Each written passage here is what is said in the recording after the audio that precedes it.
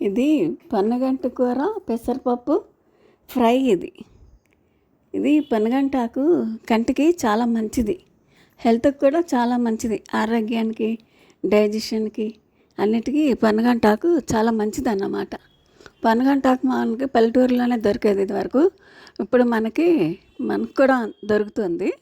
ఈ పొన్నగంటాకు కంటి చూపు తగ్గిపోయిన వాళ్ళు, అట్లాగా షుగర్ ఎక్కువ ఉన్న వాళ్ళు కూడా తింటే ఇది షుగర్ కంట్రోల్ ఉంటుంది, కంటి చూపు కూడా మెరుగవుతుంది అనమాట. పొన్నగంటాకు వారానికి 2-3 సార్లు పప్పులో వేసుకోవచ్చు, విడిగా వండుకోవచ్చు, ఇట్లా ఫ్రై చేసుకోవచ్చు. పొన్నగంటాకు హెల్త్కి చాలా మంచిది అన్నమాట. పొన్నగంటాకు కొంచెం మనకి మెంతాకులాగా దలసరిగా ఉంటుంది. ఇది కట్ చేసుకోవాలన్నమాట, కొంచెం వేళ్ళంత పొడుగు ఉంటుంది, కట్ చేసుకోవాలి.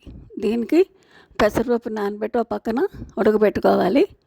ఒక పక్కన నూనె పోసి తాలింపు మినపప్పు, ఆవాలు, జీలకర్ర, ఎండుమిరపకాయ, కరివేపాకు వేసి కాస్త వేగనిచ్చి అప్పుడు ఉల్లిపాయ వేసి బాగా మగ్గాక 1 స్పూను కారము, 1/2 స్పూన్ పసుపు వేసుకుని అప్పుడే కట్ చేసి కడిగి పెట్టుకున్న పొన్నగంటాకు వేసి బాగా మగ్గబెట్టుకుంటే బాగా మగ్గాలన్నమాట, మగ్గిపోద్ది.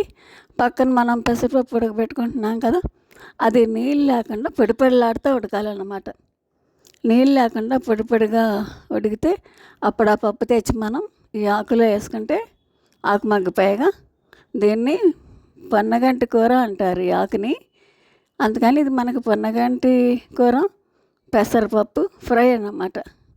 మన కర్రీ పేరు పెసరపప్పులో వేస్తాం కాబట్టి పొన్నగంటి కూర, కాబట్టి పెసరపప్పు పొన్నగంటి కూర ఫ్రై అన్నమాట.